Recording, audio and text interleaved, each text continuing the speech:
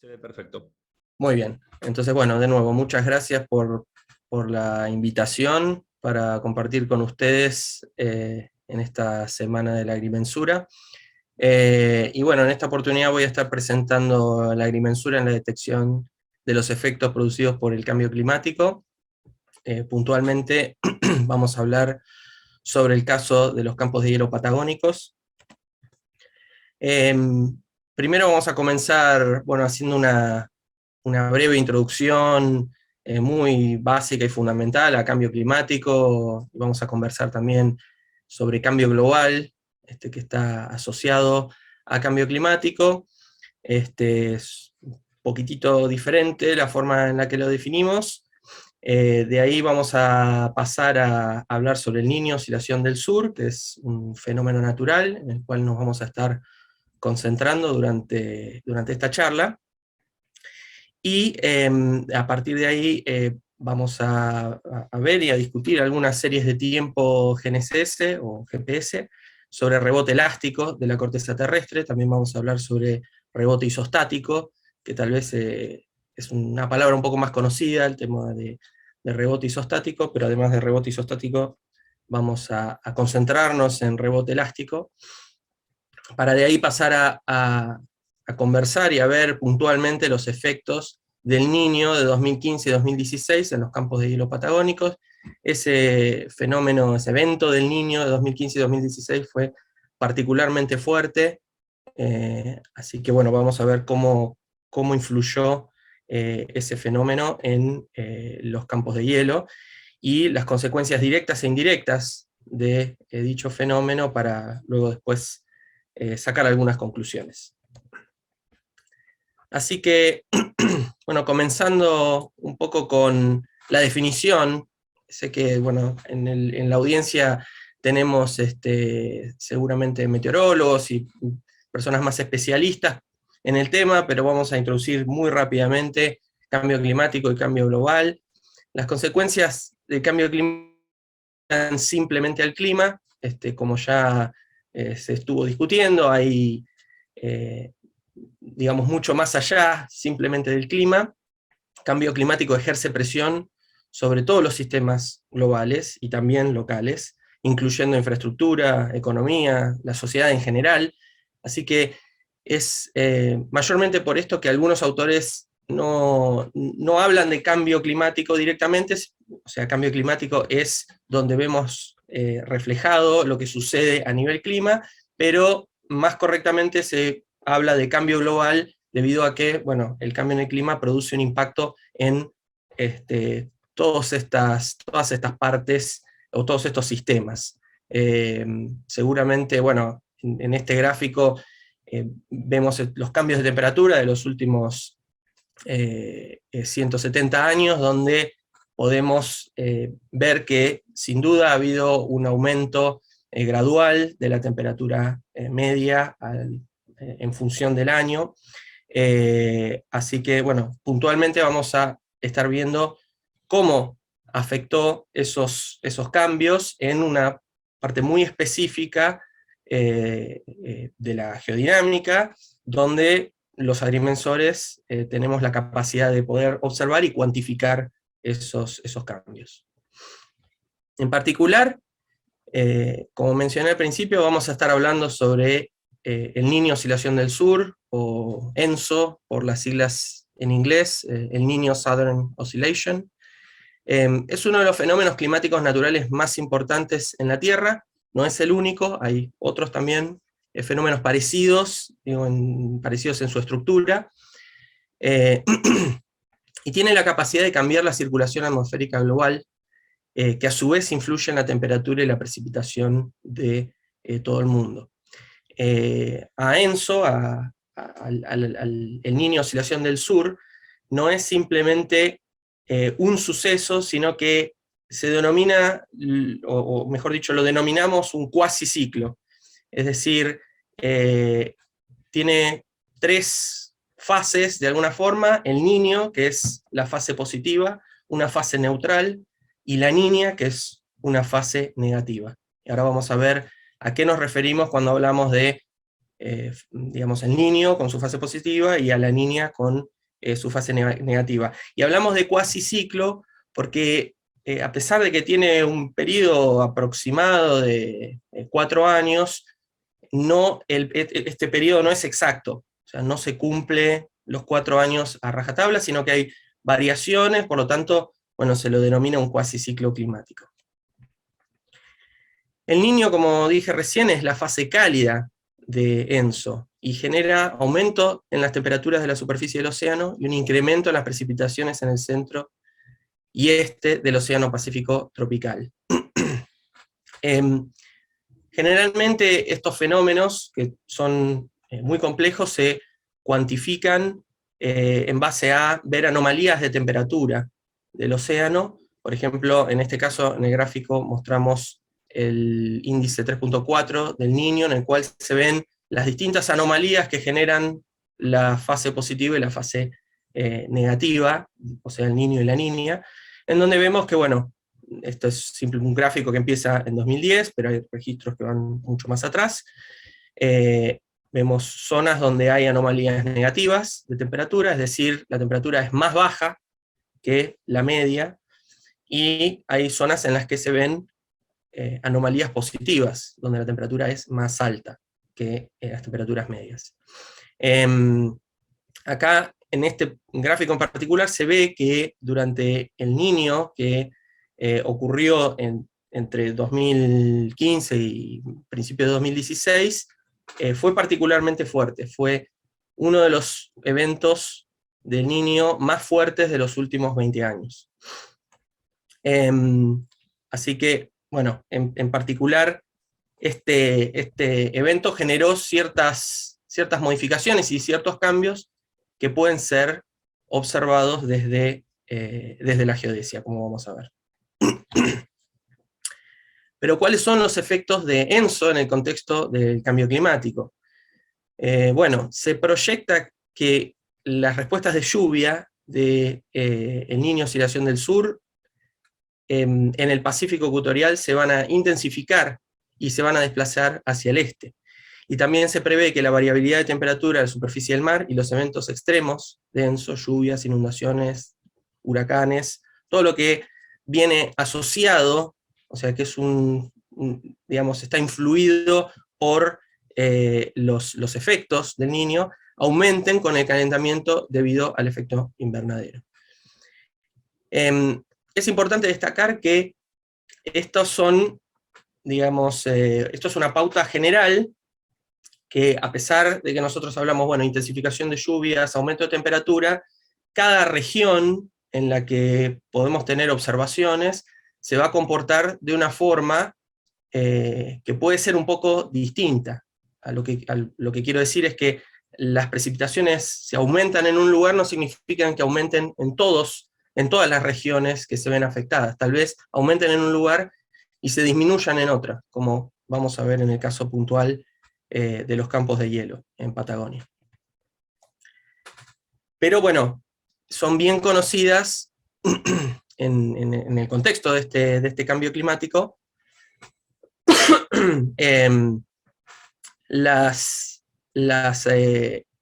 digamos, los efectos de un niño más fuerte, que a pesar de que está, digamos, modulado por la actividad humana, bueno, todavía hay grandes discusiones y gran controversia con respecto a, bueno, hasta dónde hay correlación, hasta dónde hay causalidad, y esto aún es un tema. Está bien establecido la modulación por parte del ser humano, pero todavía no se entiende del todo cuál es digamos, el resultado final. Tenemos,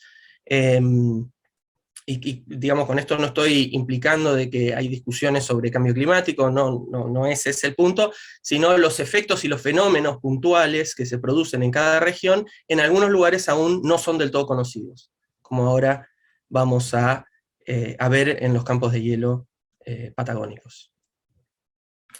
Entonces, uno de los roles de la agrimensura y sobre todo de la geodesia es la determinación precisa de los efectos del cambio global en los sistemas de coordenadas terrestres. Tanto es así que la Unión Internacional de Geodesia y Geofísica y la Asociación la Asociación Internacional de Geodesia, en 2003, establecieron un sistema de observación geodésico global, o GIGOS, por sus siglas en inglés, cuya misión es el monitoreo del cambio global. Es decir, vemos entonces cómo a partir de la geodesia podemos monitorear efectos del cambio global. Los ejemplos característicos se monitorean utilizando RAMSAC o observaciones geodésicas fundamentales, como son las que se adquieren en el Observatorio Argentino Alemán de Geodesia, que tal vez algunos de los profesionales presentes conozcan, que está en La Plata. Fundamentalmente, en nuestra presentación nos vamos a concentrar en observaciones generadas a partir de datos GPS o GNSS colectados por la red RAMSAC y también por las redes de monitoreo satelital continuo de los países vecinos. Entonces, dentro del IGN, tal vez muchos de ustedes conozcan, funciona un Centro de Investigaciones Geodésicas Aplicadas, o CIGA, que procesa y analiza la información geodésica observada por AGO, y también procesa y analiza series de tiempo y series de coordenadas colectadas por RAMSAC y otras redes asociadas a CIRGAS, el Sistema de Referencia Geodésico para las Américas, generando soluciones GPS y GNSS de alta precisión en el marco de referencia POSGAR 07B. Este marco de referencia es un marco de referencia asociado al marco de referencia vigente, IGS 14. Bueno, hace muy escasos días se lanzó IGS 2020, pero IGS 14 sigue siendo uno de los marcos internacionales de referencia más utilizados. Entonces, para un poco conversar y dar una pauta de, bueno, cuáles son estas señales que podemos observar y que vemos a diario, tanto los que hacemos, digamos, ciencia de base con los datos, como los profesionales que utilizan estos datos para sus vinculaciones o para hacer sus trabajos de campo. Entonces, como ejemplo, tenemos aquí dos estaciones, una IGM-1, que es la estación de monitoreo que está en el edificio del IGN, en la cual vemos distintas componentes geodinámicas que tienen comportamiento diferenciado.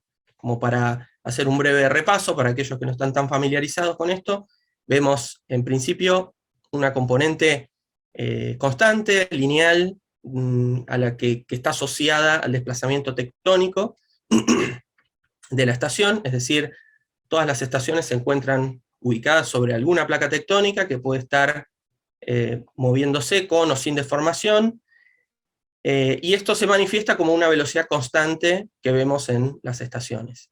A su vez también hay otro fenómeno geofísico, que en este caso es un sismo, producido en 2010, en este caso en particular, este es el sismo de Maule en 2010, que provocó un salto en las coordenadas de las estaciones de 2 centímetros en la ciudad de Buenos Aires. Y a partir de ese salto se ve también una componente postsísmica de relajación viscoelástica y otros fenómenos que producen un cambio en esa velocidad constante que se observa anterior al sismo. Quiero aclarar que por un lado tenemos la componente norte, la componente este, es decir, las componentes horizontales, y abajo tenemos la componente vertical. Y en la componente vertical se ve, digamos, otra serie de procesos. En este caso, lo primero que notamos es que en realidad las componentes de los sismos, estos saltos instantáneos que produjeron los sismos, no están tan visibles en la componente vertical. Esto se debe fundamentalmente a que la estación se encuentra a casi 1.300 kilómetros de distancia de donde ocurrió el sismo. Si esta estación estuviera en Mendoza, entonces veríamos una componente vertical mucho más importante. Pero lo que sí se puede ver es que hay una componente vertical de elevación que no es muy significativa, es de apenas algunos milímetros por año, escasos milímetros por año, Pero sí hay, bueno, algunos componentes periódicas, que son diversos fenómenos de marco de referencia, dilatación del monumento, etcétera, etcétera. Entonces esto es un comportamiento, digamos, de una estación que podemos tener de referencia, en este caso, en Buenos Aires. Y en particular, quiero ahora llevarlos a una estación ubicada en la proximidad o en las inmediaciones de los campos de hielo patagónicos. En este caso es la estación continua del glaciar Perito Moreno. Esta estación se encuentra prácticamente al lado del glaciar y va registrando datos en forma permanente y, bueno, como ya mencionamos, SIGA los procesa y podemos ver que tenemos la misma componente tectónica en la componente norte y en la componente este, lo cual es natural. Habíamos conversado que tenemos las estaciones ubicadas sobre alguna placa tectónica, pero a diferencia de lo que se ve en Buenos Aires, la componente vertical de esta estación se ve disculpen, afectada por una importante componente constante, que aparentemente aparenta ser constante, de vertical, en la cual tenemos casi entre 1 a 1.2 centímetros de incremento en la altura de la estación con respecto a este marco de referencia para esta estación al lado del glaciar.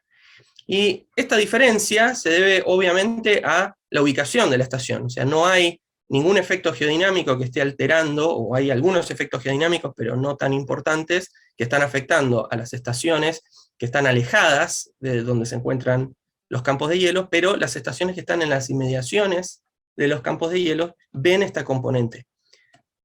Y lo primero que quiero conversar para introducirlos a, bueno, cómo hacemos para cuantificar algunos de los efectos del cambio climático, es hablar sobre rebote elástico y rebote isostático. Unos efectos que pueden monitorearse a través de estas observaciones GPS es la variación en la masa de hielo. El proceso de acumulación de nieve y de hielo genera un movimiento en la superficie terrestre que se evidencia fundamentalmente en esa componente vertical. Entonces, vamos a hablar de dos componentes que se pueden diferenciar. Una es la del rebote isostático, que es un proceso lento. Si nosotros pensamos en una superficie cubierta con hielo, la corteza terrestre va a sufrir una deflexión por el peso de esta masa. La masa está ejerciendo una cierta presión sobre, sobre la placa,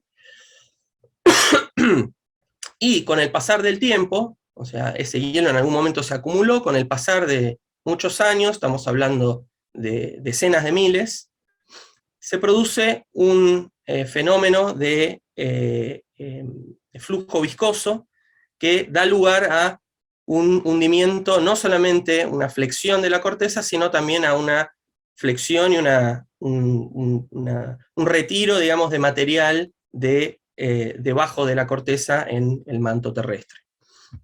Si por alguna razón, ya sea deshielo o por la que sea, esa capa de hielo desaparece, la quitáramos en forma instantánea, lo que veríamos serían dos fenómenos. Uno, que es que la corteza terrestre se recupera prácticamente en forma inmediata, y eso es a lo que nosotros llamamos el rebote elástico. Estamos ejerciendo, es como no estar ejerciendo presión sobre un resorte, retiramos ese peso, y el resorte establece su posición en forma inmediata. Pero a su vez, el material que fue desplazado debajo de la capa que podemos considerar elástica, tiene que volver a fluir de nuevo a su posición anterior, y esto va a generar otro flujo viscoso, que es la componente que nosotros llamamos la de rebote isostático. Entonces, el rebote isostático es esa componente de recuperación lenta, y la componente de rebote elástico es una componente que se produce prácticamente en forma inmediata. Ahora, claro, estas dos componentes están mezcladas, o sea, están de alguna forma las dos permanentemente influyendo a la serie de tiempo. Es decir, si hay un derretimiento muy gradual del hielo, nosotros vamos a estar viendo la componente de rebote isostático, que está generando un cambio constante en la altura de la estación, pero a su vez, también la corteza está rebotando en forma elástica, es decir, se está recomponiendo siempre a medida que va perdiendo masa.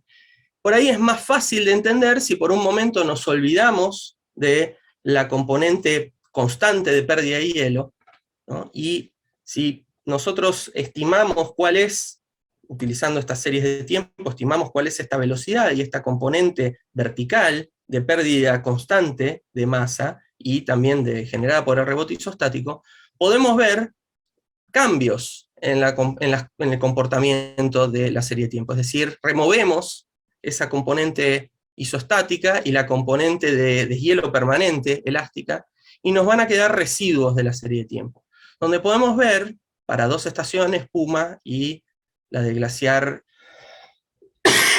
disculpen, la del glaciar Viedma, que a partir de 2016, en los primeros meses, la coordenada, la componente vertical de la estación se levantó prácticamente 1 centímetro. O sea, tenemos, bueno, el ruido característico de la serie de tiempo GNSS, y además tenemos un suavizado, y en ese suavizado se ve claramente que hay una componente, es decir, que si la componente normal de la estación GNSS tiene una velocidad vertical de 1 centímetro por año, en ese año en particular, los primeros meses de 2016, ese centímetro se perdió solamente en los primeros 3 a 4 meses. O sea, en los primeros 3 o 4 meses se dio lugar esa importante componente de levantamiento en la estación. Es decir, esto es después de haber removido nuevamente estos procesos de los que hablamos antes. Entonces, ahora que ya tenemos introdujimos a todos ustedes bueno, qué es lo que vemos en las estaciones permanentes y cómo procesamos esos datos para analizarlos, vamos a ver puntualmente de qué vamos a conversar en los siguientes slides.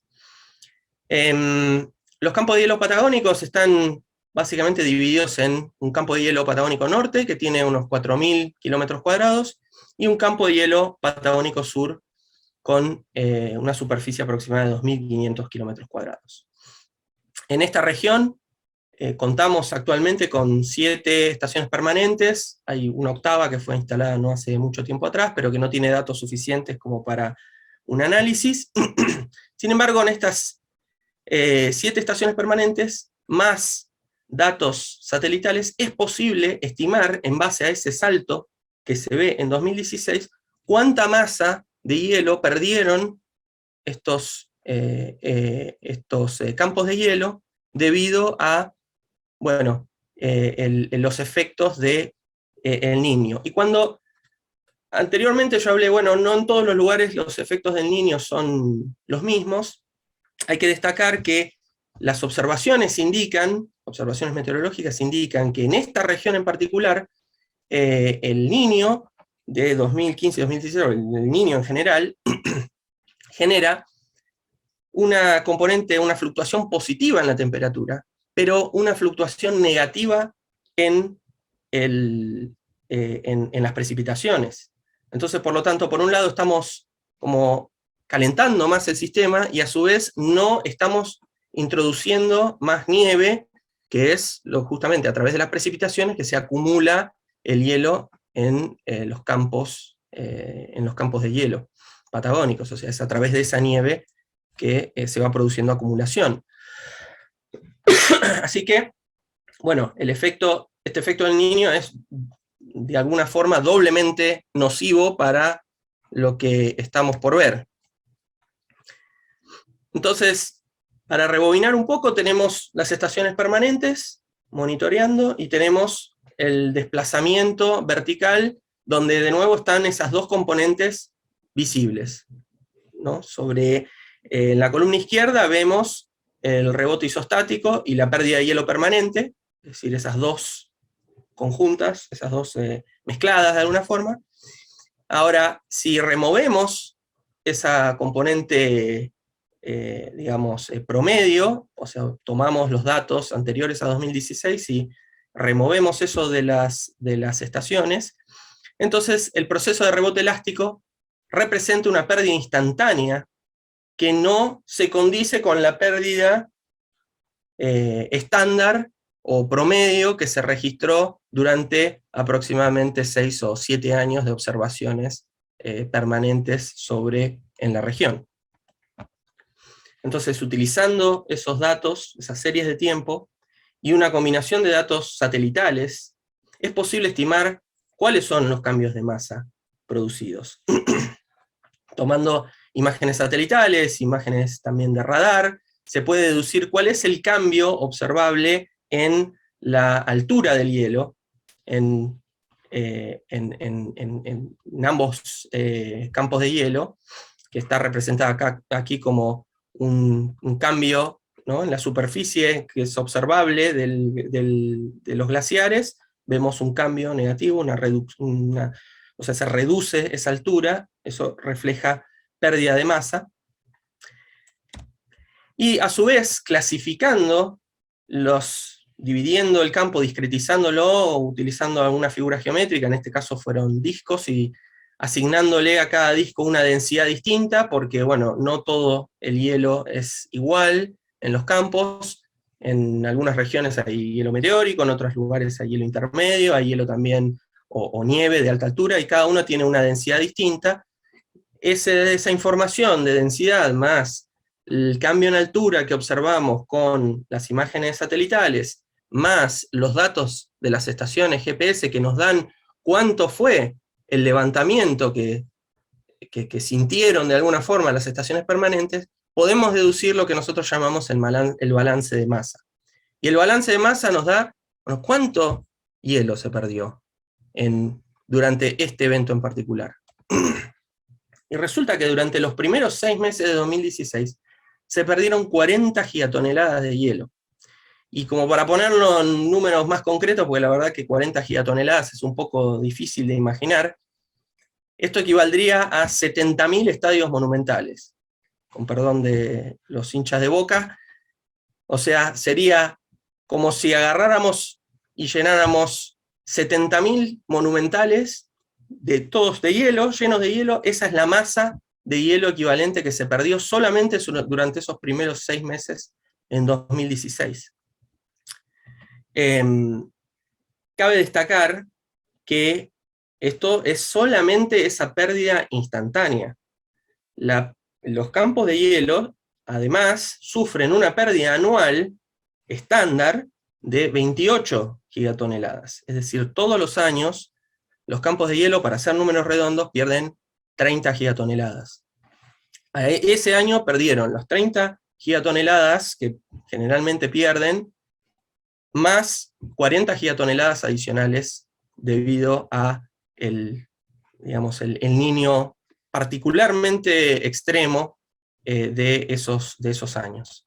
Entonces, ahora que, bueno, ya conversamos y vimos cuáles son algunos de los efectos, ¿no?, visibles en la serie de tiempo, me gustaría ahora también conversar sobre, bueno, cómo se refleja el cambio climático en general en la agrimensura. Cambio global y cambio climático repercuten en todas las obras de infraestructuras presentes y además, principalmente, futuras, que me parece que es muy importante y que tiene mucho que ver con lo que fue presentado durante la apertura de esta semana. Los cambios en los procesos dinámicos, que son muchas veces erróneamente considerados estáticos, generan cambios dinámicos en las coordenadas de los marcos geométricos, que a su vez repercuten en la planificación y ejecución de obras de infraestructura. Y ahí es donde, como profesionales de la agrimensura, tenemos que prestar especial atención, y ya vamos a volver al caso de los campos de hielo, pero antes vamos a ver, no sé, algunos ejemplos adicionales, porque no es solamente que este es un fenómeno que afecta a los campos de hielo. Por ejemplo, la bajante del río Paraná. La bajante del río Paraná no fue, digamos, algo único, jamás antes visto, pero recordemos que estamos hablando también no solamente de casos extremos, sino de la repetición de casos extremos. Es decir, no solamente tenemos que concentrarnos en, bueno, esto no es lo peor que nos pasó, ya había habido inundaciones, había habido bajantes como esta. Bueno, pero esto va a ser cada vez más y más frecuente. Y algo interesante, una nota que salió en el diario, El Litoral, se debió extender la mira de medición de la cota del río Paraná en el puerto Santa Fe, debido a bajantes extremas observadas durante los últimos años. De nuevo, hablemos sobre la frecuencia de ocurrencia, no tanto sobre puntualmente el suceso, que puede haber habido otros. Aunque no es posible establecer causalidad directa, o sea, lo que estamos diciendo es, hay correlación, yo no puedo directamente decirle, sí, esto fue el Niño. O sea, por lo menos yo no estoy en la capacidad de hacer eso, tal vez otros colegas científicos sí, pero este es un claro ejemplo de cómo un cambio dinámico puede tener consecuencias difíciles de predecir, tanto así que el IGN realizó un relevamiento aerofotogramétrico para determinar la zona de influencia de la bajante histórica. ¿Por qué? Porque no sabemos.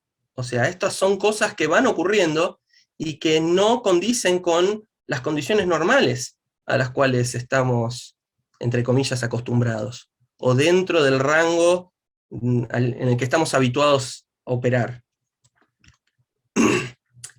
¿De qué otra forma, como profesionales, vemos o tenemos influencia sobre, digamos, obras o sobre proyectos que se ven afectados al cambio global? Bueno, todo efecto que altere las condiciones ribereñas de un río puede modificar la traza de la línea de ribera, que divide el ámbito público del privado en espacios donde existen cuerpos de agua permanentes. Varios de los efectos que producen cambio global repercuten en la modificación de la superficie topográfica, y por lo tanto, es algo que el agrimensor debe relevar y muchas veces materializar en un plano. Entonces es muy importante para nosotros, como profesionales, entender qué es lo que está pasando, ¿no? Y a pesar de que no podemos predecir, pero tener en cuenta de, bueno, ¿cuál fue el comportamiento hasta el momento? ¿Qué es lo que puedo esperar a futuro? ¿Cuáles son las herramientas que puedo utilizar para predecir qué es lo que va a suceder a futuro? De manera tal de mitigar esos efectos. Si bien no es incumbencia de la agrimensura estudiar las causas del cambio climático, se exponen sus consecuencias a través de relevamientos topográficos o geodésicos realizados con diferentes metodologías. Entonces ahora quisiera sí volver nuevamente a el caso de los campos de hielo patagónicos y hablar un poco sobre los proyectos de las represas Néstor Kirchner y Jorge Zepernik, que, como para introducirlos a aquellos que no estén al tanto, seguramente habrán escuchado sobre estas dos represas, están o van a estar ubicadas sobre el río Santa Cruz, van a tener una vida útil de entre 70 a 100 años, o sea, se proyecta que esa es, digamos, la vida útil, lo cual no implica que a partir de los 100 años se destruyan ni nada por el estilo, simplemente, o sea, esa es la planificación que se hace. Tienen un área inundada de, o tendrán un área inundada de 43.000 hectáreas, y la cota máxima de la represa Néstor Kirchner será de aproximadamente 176.5 metros sobre el nivel medio del mar. Lo cual, bueno, implica una generación proyectada de unos 5.000 gigawatt-hora.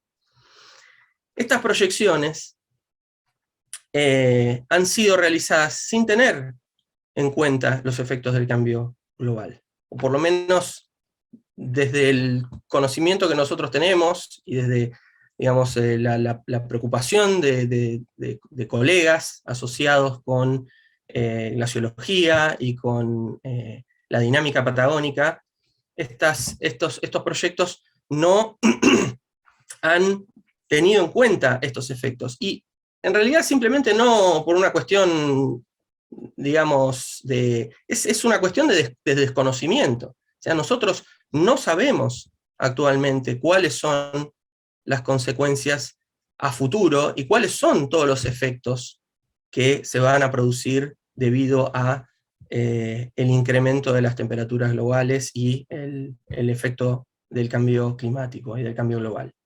Es decir, simplemente desconocemos y tenemos que hacer todo lo posible para entender cuáles eran esos impactos, porque esos impactos pueden llegar a ser muy negativos.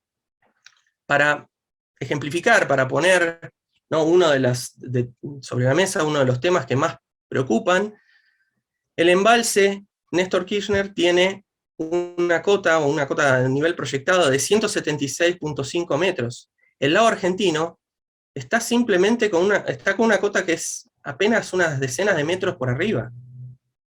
Y en muchos casos, esto, digamos, podría tener una consecuencia complicada desde el punto de vista de que, nuevamente, no sabemos cómo va a evolucionar este sistema dinámico.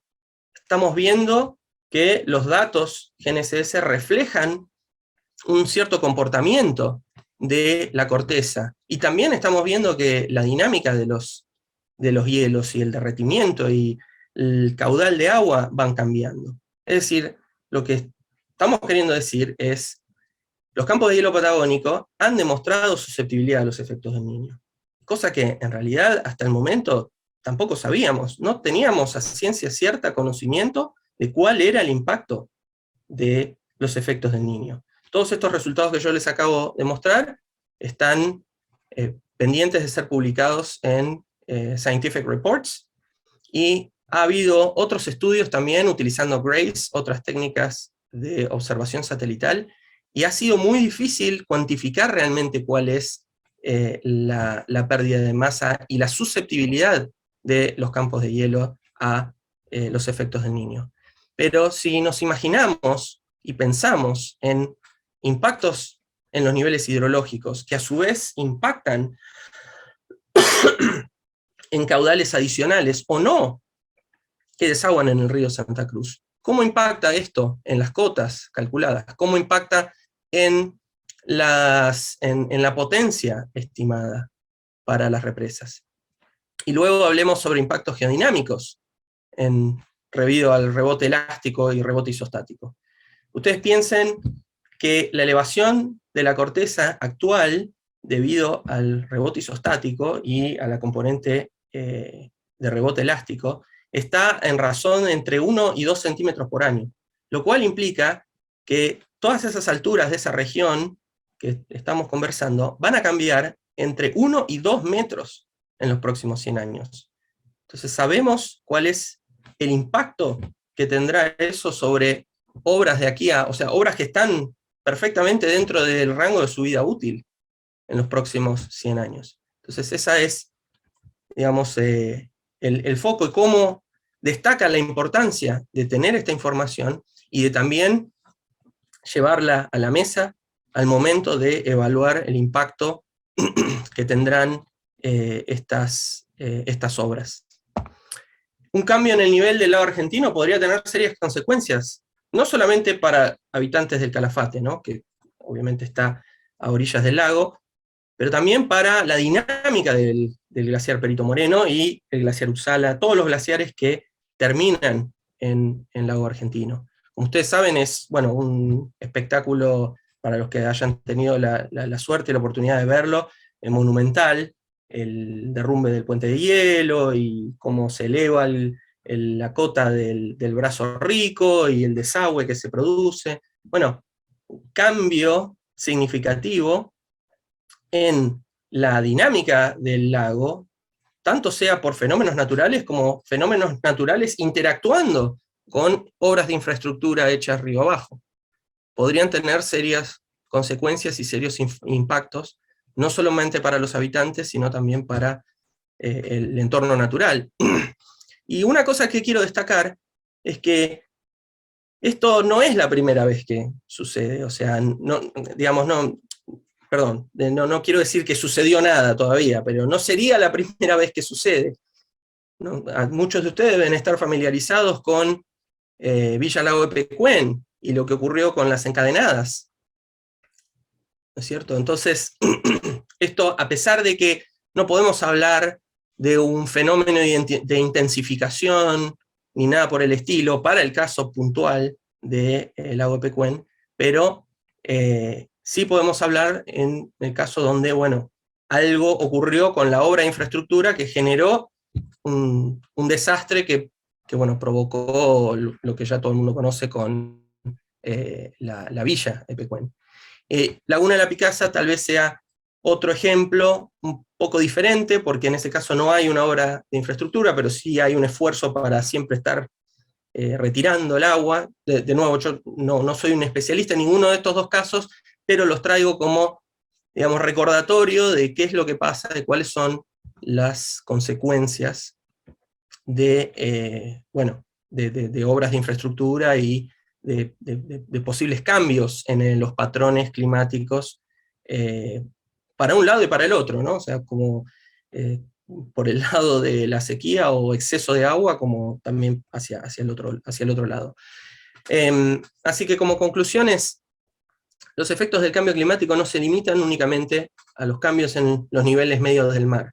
Esto es algo que nosotros acá desde la universidad hacemos mucho énfasis, no solo en los estudiantes, sino también en un montón de charlas que damos, donde por ahí hay una especie de obsesión con el tema del cambio del nivel medio del mar y lo que va a pasar con las ciudades costeras, si se inundan. Y en realidad, está bien, eso es un efecto importante, nadie no es por quitarle importancia, pero hay otros fenómenos que son igual de importantes y que pueden tener, digamos, consecuencias igualmente serias.